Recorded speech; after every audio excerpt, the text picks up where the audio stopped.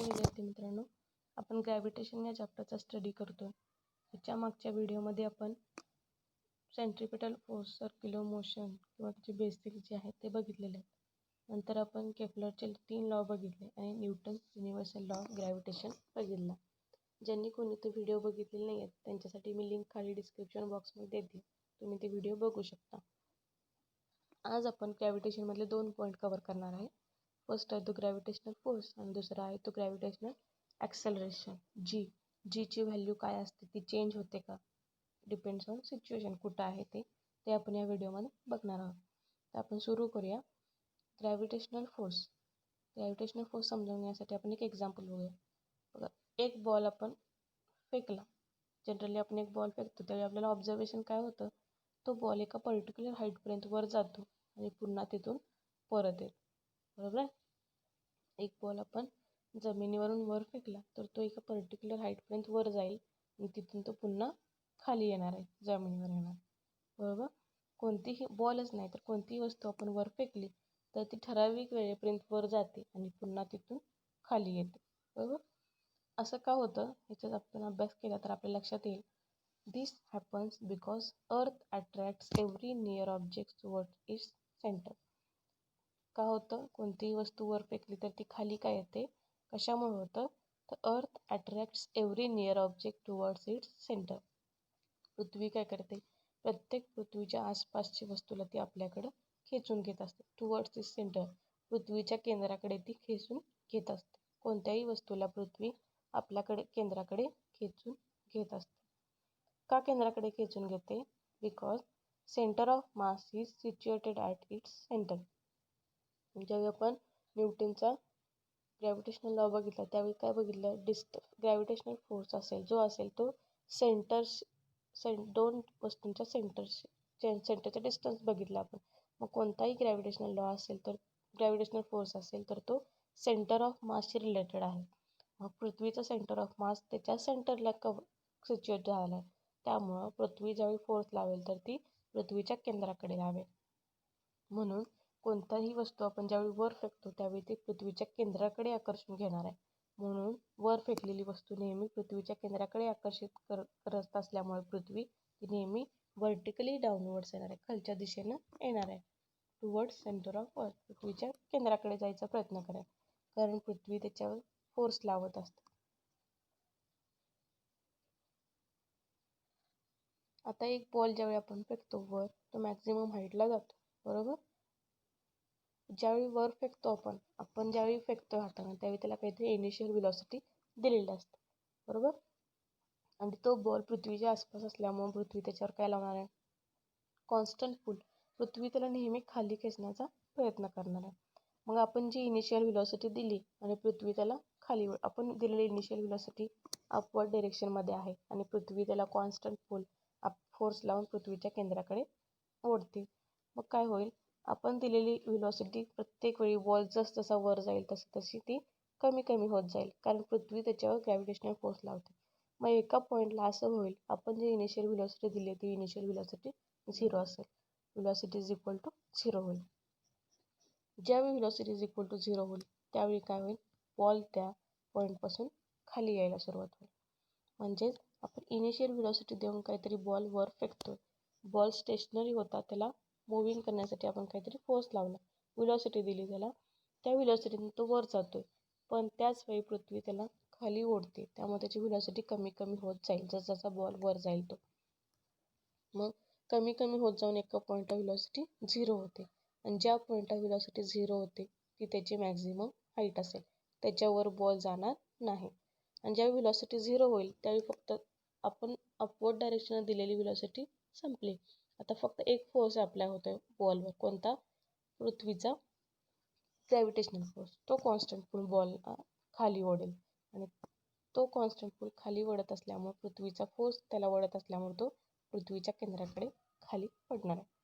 इथंपर्यंत लक्षात आलं का ग्रॅव्हिटेशनल फोर्सची कन्सेप्ट कशी असते बघा. ज्यावेळी आपण एखादा वस्तू वर फेकतो त्याला इनिशियल व्हेलॉसिटी देतो अपवर्ड डायरेक्शनमध्ये आणि त्याचवेळी पृथ्वीसुद्धा त्याला खाली खेचत असते, त्यामुळे ती व्हेलॉसिटी कमी कमी होत जाते आणि एका पॉईंटला जाऊन ती 0 होते. आणि 0 झाले की बॉलला आपण दिलेली अपवर्ड डायरेक्शन संपलेली असते, त्याला फक्त एक फोर्स खाली ओढत असतो, कोणता? पृथ्वीचा फोर्स, ग्रॅव्हिटेशनल फोर्स. आणि त्या फोर्समुळे तो बॉल पुन्हा ग्राउंडवर येतो. Earth attracts every object towards centre with the force of gravitational force. पृथ्वी आपल्या केंद्राकडे प्रत्येक वस्तूला खेचून घेत असते विथ अ फोर्स, एका बलानं. आणि त्याच बलाला आपण काय म्हणतो? Gravitational force. तो कॉन्स्टंट पुल म्हणजे काय असेल? ग्रॅव्हिटेशनल फोर्स असेल. मग पृथ्वी जर आजूबाजूच्या वस्तूंना अट्रॅक्ट करत असेल तर हाच फोर्स ती चंद्रावर पण लावते. आणि आपण जे आर्टिफिशियल कृत्रिम उपग्रह सोडतो, आर्टिफिशियल सॅटेलाईट सोडतो, त्यांच्यावर सुद्धा हा फोर्स लागत असतो. मग जर बॉल फेकलेला खाली येत असेल, आपल्या डोक्यामध्ये प्रश्न येईल ना, की चंद्रावर जर ग्रॅव्हिटेशनल फोर्स लावत असेल तर चंद्र का येत नाही पृथ्वीकडे, पडत नाही केंद्राकडे पृथ्वीच्या? किंवा आपण जे कृत्रिम उपग्रह सोडतो ते पृथ्वीवर येऊन का पडत नाहीत? कारण त्यांना त्यांची स्वतःची व्हेलॉसिटी असते. त्यामुळे ते त्या व्हेलॉसिटीमुळे राऊंड फिरत असतात. आणि त्याचवेळी पृथ्वी त्यांच्यावर ग्रॅव्हिटेशनल फोर्स सुद्धा लावत असते. त्याच्यामुळे चंद्र आणि आर्टिफिशियल सॅटेलाइट्स पृथ्वीभोवती फिरत असतात. मग युनिव्हर्सल लॉ ऑफ ग्रॅव्हिटेशननुसार कोणत्याही दोन वस्तूमध्ये फोर्स ऑफ अट्रॅक्शन असतोच. आणि पृथ्वी जो फोर्स लावते कोणत्याही वस्तूवर आणि आपल्या केंद्राकडे खेचून घेते, त्याला आपण ग्रॅव्हिटेशनल फोर्स म्हणणार आहे. मग पृथ्वीच्या जवळपास ज्या ज्या वस्तू आहेत त्या सगळ्या वस्तूंच्यावर ग्रॅव्हिटेशनल फोर्स ती लावत असते. आता आपण ग्रॅव्हिटेशनल ॲक्सलरेशन म्हणजे काय बघूया. बघा, न्यूटनचा सेकंड लॉ काय सांगतोय? ग्रॅव्हिटेशनल कोणत्याही एका वस्तूवर फोर्स लावला तर त्याच्यामध्ये ॲक्सलरेशन तयार होतं, बरोबर? एखादी वस्तू न्यूटनच्या सेकंड लॉ नुसार एखादी वस्तू स्टेशनरी असेल आणि त्याला जर आपण मूव्हिंग करायचं असेल तर त्याला फोर्स लावावा लागतो. एखाद्या वस्तूला गतिमान करण्यासाठी त्याला बल लावावा लागतो. स्थिर वस्तूला गतिमान करायचं असेल तर बल लावावाच लागतो. मग ज्यावेळी तो बल लावतो, स्थिर वस्तूची व्हेलॉसिटी चेंज होते, ती मूव्हिंग व्हायला चालू होते. व्हेलॉसिटी चेंज झाली की ऑटोमॅटिकली त्याच्यामध्ये ॲक्सलरेशन येतं. म्हणजे न्यूटनच्या सेकंड लॉनुसार ज्यावेळी एखादा फोर्स लावतो आपण एखाद्या वस्तूवर तर त्याच्यामध्ये व्हेलॉसिटी चेंज झाल्यामुळे ॲक्सलरेशन प्राप्त होतं. म्हणजे ग्रॅव्हिटेशन फोर्स हा पण एक फोर्स आहे. मग जो फोर्स लावल्यामुळं पृथ्वी हा फोर्स लावल्यामुळं ॲक्सलरेशन प्राप्त होतं कोणत्याही वस्तूला. आणि त्या वस्तूला मिळालेल्या ॲक्सलरेशनला आपण काय म्हणणार आहे? Gravitational acceleration. It is denoted by small g. Direction towards centre of earth. आता त्या ॲक्सलरेशनची डायरेक्शन काय असेल? खाली पृथ्वीच्या केंद्राकडे असेल. का? कारण जो फोर्स लावणार आहे पृथ्वी तो केंद्राकडे आकर्षण घेणार आहे. आणि तो फोर्स जर केंद्राकडे आकर्षण घेत असेल तर ग्रॅव्हिटेशनल ॲक्सलरेशनची डायरेक्शन सुद्धा पृथ्वीच्या केंद्राकडेच असणार आहे. ग्रॅव्हिटेशन ॲक्सलरेशन लक्षात आलं असेल. बघा, ग्रॅव्हिटेशन ॲक्सलरेशन रिपीट करते. न्यूटन्स लॉ सेकंड लॉनुसार तर एखाद्या वस्तूवर फोर्स लावला तर त्याची व्हेलॉसिटी चेंज होते आणि व्हेलॉसिटी चेंज झाल्यामुळे त्याच्यामध्ये ॲक्सलरेशन तयार होत असतं. मग ग्रॅव्हिटेशन फोर्स हा फोर्स असल्यामुळं पृथ्वी कोणत्याही वस्तूवर लावला की ऑटोमॅटिकली त्याची व्हेलॉसिटी चेंज होईल आणि तो त्याच्यामध्ये ॲक्सलरेशन तयार होईल. आणि तो स्मॉल g ने डिनोट करतात. आणि त्याची डायरेक्शन सुद्धा पृथ्वीच्या केंद्राकडे असते. तर बघा, व्हॅल्यू ऑफ जीची व्हॅल्यू काय आहे?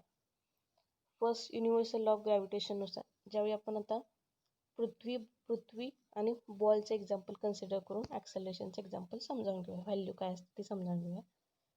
पृथ्वी आणि बॉल घेतलं तर न्यूटनच्या युनिव्हर्सल लॉ ऑफ ग्रॅव्हिटेशननुसार काय होणार आहे? दोन्ही वस्तू एकमेकांना पृथ्वी आकर्षित करेल बॉलला. मग m1 m2च्या ठिकाणी फर्स्ट जे मास आहे ते मास ऑफ अर्थ येईल, कॅपिटल M. स्मॉल m म्हणजे मास ऑफ दॅट बॉल येईल. त्या दोघांमधील डिस्टन्स म्हणजे रेडियस ऑफ अर्थ असेल. म्हणजेच एखाद्या बॉलला किती ग्रॅव्हिटेशन ॲक्सलरेशन आहे ते काढायचं असेल तर आपण मास ऑफ अर्थ लागेल, रेडियस ऑफ अर्थ लागेल आणि त्या मास ऑफ दॅट बॉल लागेल.